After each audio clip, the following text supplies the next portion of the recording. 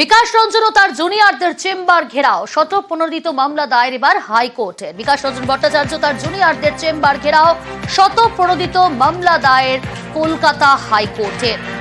আরো ডিটেল আপনাদের জানানোর চেষ্টা করব, সরাসরি রয়েছে প্রতিনিধি অর্ণব। শতপ্রণোদিত মামলা দায়ের কলকাতা হাইকোর্টে কি অবজারভেশন এবং একই সঙ্গে কি নির্দেশ?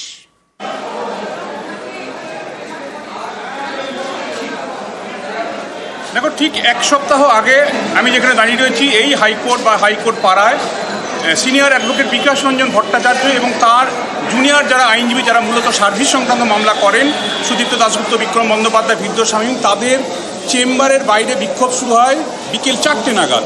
এবং উচ্চ প্রাথমিকের শারীর শিক্ষা কর্মশিক্ষায় যারা নিয়োগ প্রার্থী, নিয়োগ প্রত্যাশী, তাদের তরফে কার্যত ধৈর্যের বাঁধ ভাঙে এবং তারা বিক্ষোভ দেখাতে শুরু করে। তাদের অভিযোগ ছিল এই আইনজীবীদের উদ্দেশ্যে, কারণ তাদের জন্যই তাদের চাকরি পাওয়া হচ্ছে না অতিরিক্ত শূন্য পদে কর্মশিক্ষা বা শারীর শিক্ষায়।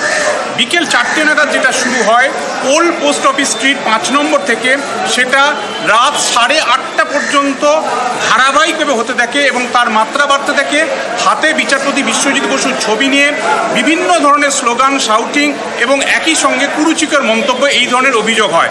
এবং সেই ঘটনায় যখন বিকাশ রঞ্জন ভট্টাচার্য রাত 8:15 নাগাদ তার চেম্বার মুক্ত করতে তার জুনিয়রদের নিয়ে যাচ্ছিলেন, সেই সময় কার্যত ধুমধুমার বেঁধে যায়, পুলিশকে লাঠিচার্জ করতে হয়। সেই ঘটনার পরিপ্রেক্ষিতেই এই হাইকোর্ট পাড়া একটা স্পর্শকাতর এলাকায় কেন পুলিশ এই প্রায় 4 ঘন্টার বেশি সময় ধরে এই ধরনের একটা অবৈধ জমায়েত সেটাকে অ্যালাউ করলো, কেন পুলিশ আগেই পদক্ষেপ করলো না, এই পুরো বিষয়টা নিয়ে প্রধান বিচারপতি শতপ্রণোদিত হস্তক্ষেপ করে। এবং আজ তার ছিল বৃহত্তর বেঞ্চে মামলা শুনানি। বিচারপতি অরিজিৎ বন্দ্যোপাধ্যায়, বিচারপতি সব্যসাচী ভট্টাচার্য এবং বিচারপতি রাজর্ষি ভরদ্বাজ এই বৃহত্তর বেঞ্চে মামলা শুনানির জন্য আসে। এবং সেই শুনানিতে বৃহত্তর বেঞ্চ আজ প্রাথমিকভাবে এই পর্যবেক্ষণ রাখলো, গত শুক্রবার হাইকোর্ট পাড়ায় যে ঘটনা ঘটেছে সেটা ফৌজদারি আদালত অবমাননাই হয়েছে।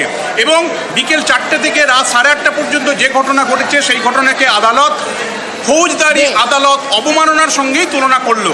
এবং এই ক্ষেত্রে আদালতের কাছে 8 জন অভিযুক্তের নাম এসেছিল, প্রত্যেককে নোটিশ ধরানোর নির্দেশ দিল এবং তাদের হলফনামায় তাদের প্রত্যেককে জবাব তলব করলো কলকাতা হাইকোর্ট। একই সঙ্গে কলকাতা পুলিশ কমিশনারকে এই 8 জন অভিযুক্তের বাইরে আর কেউ অভিযুক্ত লুকিয়ে রয়েছে কিনা, কি তাদের মোটিভ ছিল, পুরো বিষয়টা তদন্ত করে একটা রিপোর্ট 19 মের মধ্যে আদালতে দেওয়ার নির্দেশ দেওয়া হয়েছে। একই সঙ্গে এই ঘটনার পুনরাবৃত্তি যাতে না হয়, কোনো আইনজীবীর চেম্বার যেন অসুরক্ষিত না হয়, সে বিষয়ে সুনিশ্চিত করার জন্য কলকাতা পুলিশ কমিশনারের কাছে রিকোয়েস্ট রেখেছেন হাইকোর্ট বৃহত্তর বেঞ্চ। অনেক ধন্যবাদ অর্ণব।